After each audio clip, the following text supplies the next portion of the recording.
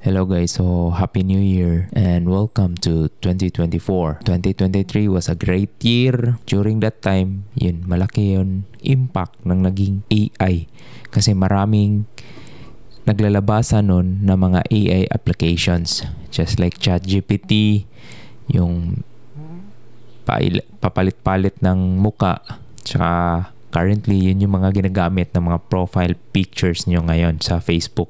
Ano yung nagiging realization ko last 2023? First, na yung realization na meron talagang mga tao na kahit mababa yung pinag-aralan, times 10 yung mga kinikita sa inyo. Kayo yung mga andyan sa bus, nakasakay sa jeepney habang nanonood ng video na to. Meron akong mga na-meet na, mga nagbebenta sila ng mga gadgets, more on content creation, more on digital economy yung mga produkto nila. Kaya ganun sila kumikita ng malalaking pera. Thousands of dollars every month. Kung ikaw, ordinary worker, kumikita lang ng minimum, minsan napapaisip tayo kung magiging content creator, anong magiging value na kinikreate mo as a content.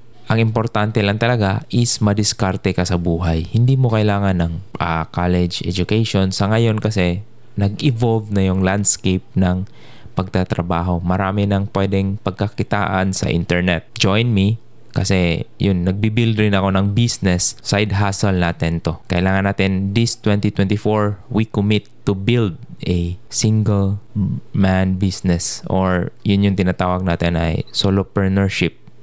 Pangalawang realization ko is distraction. Yun yung distracted kasi kayo yung mga tao. Sa daming mga content na linalabas, most of them are entertainment na hindi naman siya nagiging value kasi hindi nag-a-add yung skills or yung nakukuha mo sa video is parang ano lang siya, satisfactory or maging masaya lang ka. Pero how that impactful sa iyo is sa sarili mo na yan. So, recommend ko na lang na for this 2024, I hope na magkukonsume kayo ng better value content. Ito yung mga content na pwedeng makapag-improve ng skills or meron kayong matutunan, meron kayong mapag-aralan na bagong skills like cooking, coding, Python, hindi lang natin dapat pinagtutunan yung mga attention, yung mga nonsense na mga content. Hindi naman ako sa against nun kasi entertainment rin yun, nagpapasaya sa inyo. Pero if you want to improve yung sarili nyo, kailangan nyo mag-consume na better content na nakapag-add ng value sa sarili nyo as self-developing individual. Okay? So, So, for this 2024, I commit na yung less distraction. So, ano ba yung first na ginawa ko? Is to turn off my notification sa cellphone for Facebook Messenger. Lahat ng mga social messenger, tinurn off ko. Hindi na siya nagdiding. So, yun yung ginawa ko para mas focus po tayo dito sa 2024. So, I would recommend na do that again sa inyo kung ano rin yung mga steps na ginawa nyo to lessen the distraction in this current situation, yung mga natin. Then, pangatlo is hindi tayo nagtitake advice ng mga taong hindi natin na gusto na yung marating yung status sa kanila. Kasi meron akong naranasan, meron mga financial advisors na ito, sariling experience is more on financial advisor na palagi silang nagbibigay ng advice, ng pera, pero nakikita ko sa sarili nila, nagiging mismanage rin yung pera nila. Kaya, kung ayaw mo makarating doon ka doon sa mga credible na nagbibigay ng advice. Like, if your relationship, doon ka sa merong buong pamilya or maganda yung relationship nila sa pamilya nila. Unlike sa gusto mo ng relationship advice pero doon ka kukuha sa broken family. So, yun yung mga realization. So, yun, advice lang po yun. Hindi more of a guidelines. Pero in the end, sa sarili mo pa rin yan. Sarili mo pa rin yung desisyon sa buhay mo. So, don't let them dictate you. So, ganun yung experience. Then, fourth is wala talagang superhero na magsasave sa sarili mo. Kundi, kailangan mo lang mag-save sa iyong sarili. Kung nabaon ka sa putik, kailangan mong tulungan yung sarili mo. Hindi ka umaasa sa superhero kasi sa totoong buhay, walang superhero guys. Real talk po yun. Hindi siya nag-i-exist. So if you're wondering na yung kapamilya mo is magsisave sa'yo kasi marami kang utang, siya mayroong magandang trabaho, don't expect that kind of mindset kasi masisira lang yung buhay mo.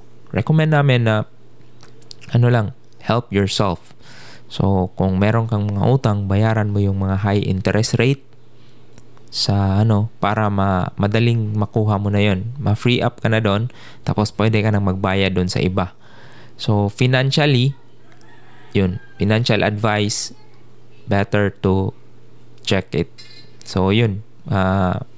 Especially ito yung mga no one is coming to save you. Yun yung mga nakikita natin na pinapalabas ng mga movie. So, recommend natin na dapat hindi tayo mag-expect sa iba na tutulong. So, yun. Buhay mo, responsibility mo.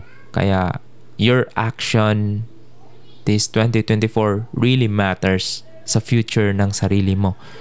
So, kung meron kayong mga experience na ganun. So, pangalima is ito, kadalasan. Maraming binebenta ngayon ng mga courses, mga e-books, especially mga advice. Mag-enroll ka dito. Tapos, yun, makapagyaman ka.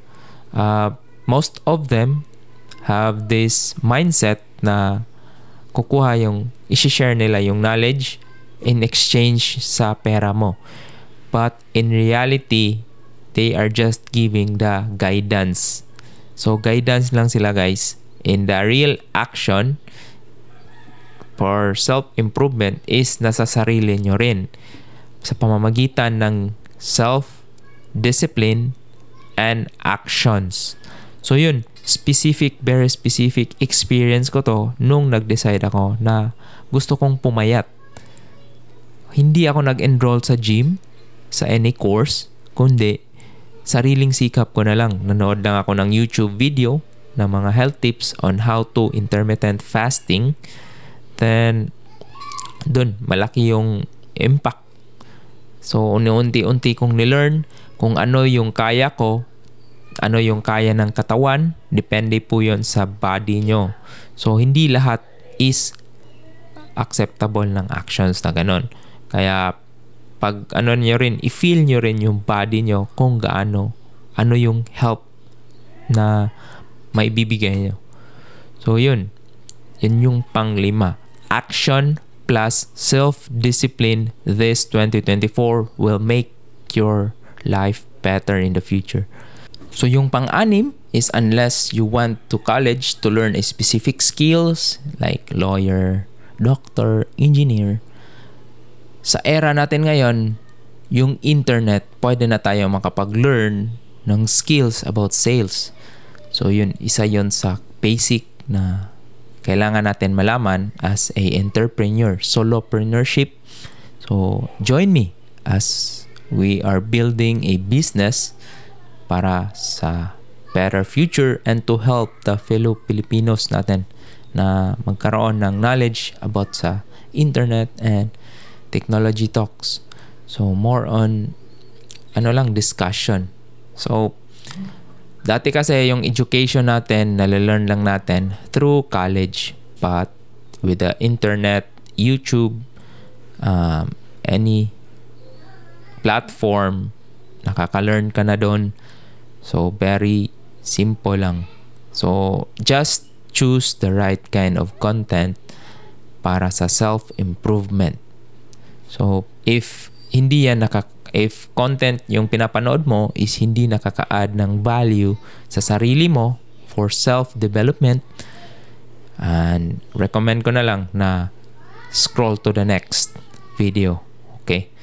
So for this 2024, dapat conscious ka kung ano yung kinukonsume mo. Content for self-improvement. Okay? Then, pang 7th realization is no one cares about you. So, stop being shy and go out and create. So yun, ito realization ko nung nag-start ako as a YouTube channel. Mahiyain. Medyo yung mindset ko kasi is anong sasabihin ng ibang tao regarding sa video ko. So for now, that's a realization na na-overcome ko na. Nakita ko na yung sarili ko. So hindi ko na kailangan mag-self-validate sa others on what to create a content. So, I'm here to share my knowledge and expertise and experience to others para magiging shortcut sa inyo. Hindi nyo na kailangan mag-reinvent ng gulong kasi kailangan na lang natin i-modify yan. So, yun. Copy. Yun nga. Mayroon namang pwede ng copy-paste. Okay? So, wag matakot mag-create ng value content this 2024 and you will thank yourself later. And becoming a creator is not an easy task. You need to operate the camera, the lighting, the sounds, and everything. So, maraming skills yung pwede nyong ma-learn dito sa creation. Learn nyo rin yung production, paano mag-create ng video na ganito. So, kung nagustuhan nyo yung video na ito, paki-share and subscribe para mag-grow po tayo this 2024 kasi magka-create rin tayo ng business. Then, at least, andito kayo sa first 1,000 subscriber before yung channel ko is magiging 50,000 this year 2024. So, yun yung target natin, to create a 50,000 subscribers. I know, suntok sa buwan yun. Pero, yun nga, hindi libre lang mangarap. Sa creator economy ngayon, libre lang mangarap. So, yun. Then, pangwalo is, if you meet someone na mas matalino sa inyo, tapos nagiging synergy kayo or nagiging synchronize, recommend ko is do a collaboration work. Kasi no man is an island. So, kung meron siyang learnings na isa, ikaw meron rin. Pag i-combine nyo yung dalawa, magiging maganda yung value. Tapos, mas impactful siya na mga content na ganun. So, yun. Huwag matakot mag-collaborate and mag-create ng value content this 2024. So, yun. Pa-share naman ng experience nyo. Then, in the 9th is more on the health. So, ito, realization is alcohol and smoking. Wala talagang magandang maidulot sa buhay nyo. Ano lang siya? Kuha lang siya ng pera sa bulsa. Tapos, yung health nyo is mababawasan pa.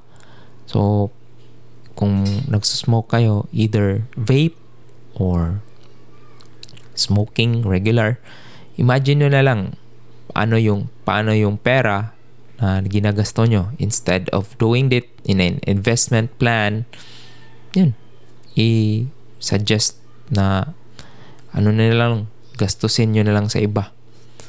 The same goes with alcohol. Magiging lasing ka lang, magsasuffer pa yung internal organs mo, pero in the end, it doesn't add any value sa sarili mo, sa self-improvement. Kasi gusto natin lahat magiging improve yung self natin. So, ito is the last is comfort is the worst addiction. So, napansin ko lang, sakay ng bus, malamig yung aircon, maganda yung upuan, kuha ka na ng cellphone, endless scrolling. So, it becomes a routine na every time you mag-commute, kasi di natin mapapansin yung traffic. So, scroll tayo ng scroll endlessly. So, hindi natin napapansin yung oras pala natin is nakukonsume natin sa yung content na valuable ba siya, or yung mga pinapanood natin is meron ba tayong na learn na skills or nalalaman na new information. Just make sure na yung content na kinukonsume nyo is valuable at nakaka-add ng value sa sarili nyo. Kasi in the end, ima-market nyo rin yung sarili nyo sa kumpanya kung gano siya, para mas malaki yung sweldo, mas malaki yung pera. Okay? So, yun lang yung 10. This 2024, we look forward na mag-improve yung sarili natin and much mapabuti yung mga ginagawa natin. Consume a value content, then yun, pa-share na lang and subscribe kung kailangan nyo. Tapos, pa-comment sa mga experience nyo regarding your realization this 2024.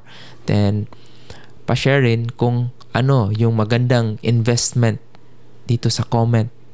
Kasi, yun nga, marami tayong investment ngayon. Crypto, stocks, and anything, and more. Maraming MP2. Yun, pwede natin yun i-discuss. By the way, yung 2023, highlight for me is I became a licensed drone pilot. So, yun, pwede na tayong magpalipad ng drone. Hindi tayo matakot sa kasi may license na to operate a RPAS or Radio Piloted Aircraft System. Okay? Maraming salamat and see you around, guys.